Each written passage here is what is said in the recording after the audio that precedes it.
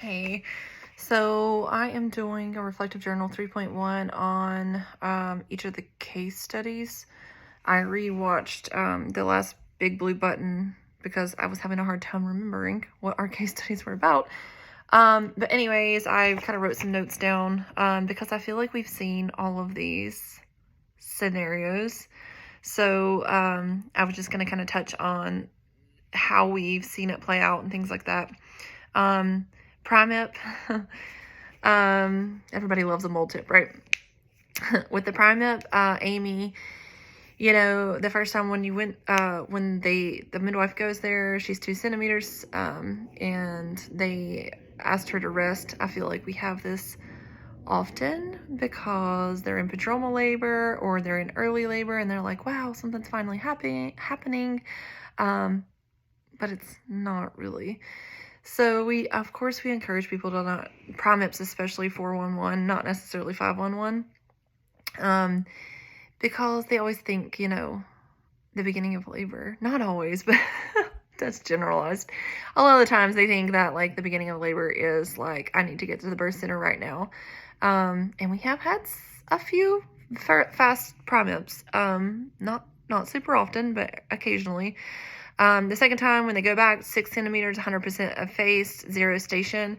To me, that's extremely encouraging. And I try to tell people, even if they were 4 centimeters and then they're only 6 centimeters just a little bit later, or, a while later, the 100% effaced to me means more. And I think everybody focuses on dilation. And I'm like, when you're 100% effaced, that head is going to be so applied to the cervix that you are going to dilate it for them. You can never talk in absolutes, right? Majority of the time, it's going to go pretty fast from that point forward. And so I try to really hone in on effacement more than dilation, not more than dilation, but make it seem just as important as dilation, because I think everybody just focuses on dilation, especially a Primip. So let's see, when was our last Primip? We had one not long ago. Let me think about it and get back to Amy. Bess, that one is, she get there 8 centimeters and she's been 8 centimeters for 4 hours. We've had some like this and they stall out. They get really frustrated. It's really discouraging. I think that really puts up a mental block, and it's just like, it's very hard for them to let go, even though, a lot of the times we're like, oh, mole tips go so fast, almost always, but not always. And the kids running around, I think that was a really big, not always also, but like, I feel like a lot of the times they think it's not going to be a huge distraction, and it is, and it's a mental block. So I think that was definitely a good call to get the kids in a different situation, like maybe just down for a movie, or in another room playing a game, or call a doula, call a neighbor, something like that. Let her focus on that. And also offering AROM. So we just had a birth, this past birth, last week, I think it was last Thursday, I don't know, they all blur together. 37 weeks and 2 days. So I think that's my earliest baby that I've delivered so far. Completely covered in vernix, of course. So slippery and sticky, and it was all over everything. I couldn't even do the footprints because the foot printer, like when I put the baby's foot on it, it would just slide. So anyways, that one, she had the mental block of, I can't push this baby out unless someone breaks my water, because that's what happened in the previous births. And it was her third natural birth, and she was like, I need someone to break my water. I can't do it without, like, I don't know, I feel like people get this mental block that they just cannot have the baby if their water isn't broken for them, or AROM. So when it got to the point where she was like 8 centimeters, we were like, okay, let's just go ahead and do it. And my preceptor broke her water, but it was a very, very tough bag. I have done it before, and I'm kind of glad my preceptor took the role in doing that, because she had a really hard time breaking her water. And she broke the water, I don't remember the exact times, but the baby was born 5 minutes later. I had one glove on with the thumb part over here. Like, so these 3 fingers were in finger holes. The thumb was over here. And so the glove was only like halfway on my hand, and the other hand, no glove. So none of us expected it to go that fast after the water was broken, especially only being like 8 centimeters, but it was very fast after that. I did apologize to her for touching her vagina with no gloves, but she didn't care, of course. And it was a water birth, so I feel like, water births are not sterile, and birth's not sterile anyways, but being in water, the gloves are kind of more for their sake than ours. If you don't have like the elbow ones or whatever. Case 3, Claire VBAC, with formed meconium. I haven't been present for that yet, so that was a really good, coming up in the case study was really interesting because I never even really thought about it or heard about it.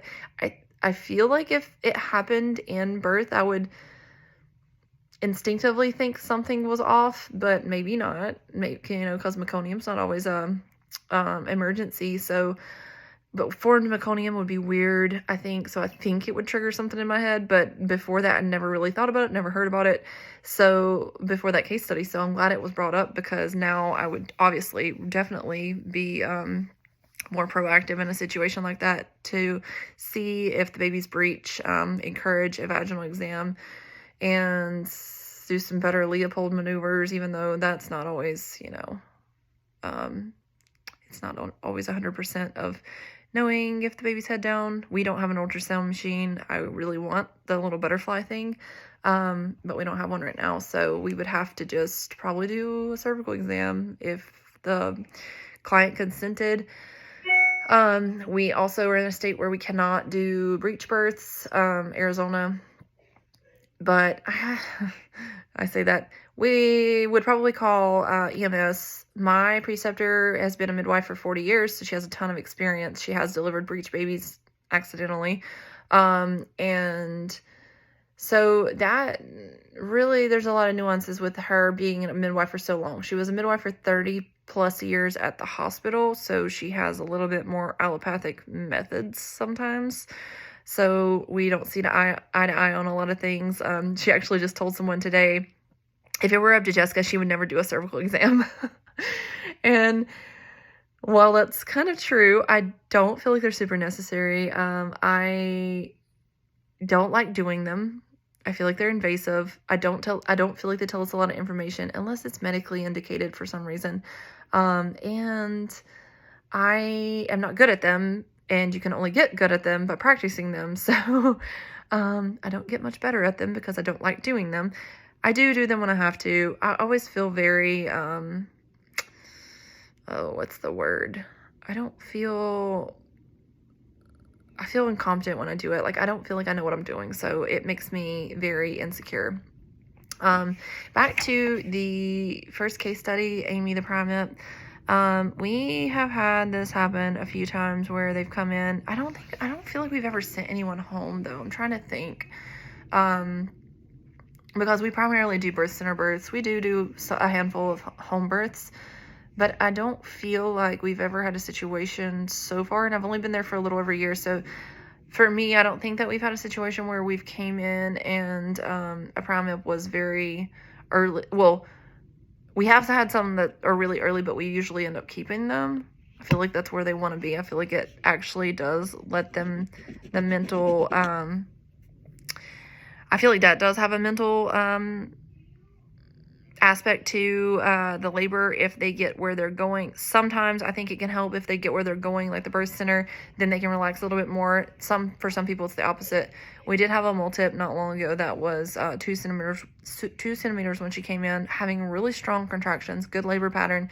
And I texted my husband, I was like, I'm going to be here all night. She had the baby like an hour and a half later. So, never know with a multip. Okay, that's about 9 minutes. So I'm going to wrap it up. Thanks.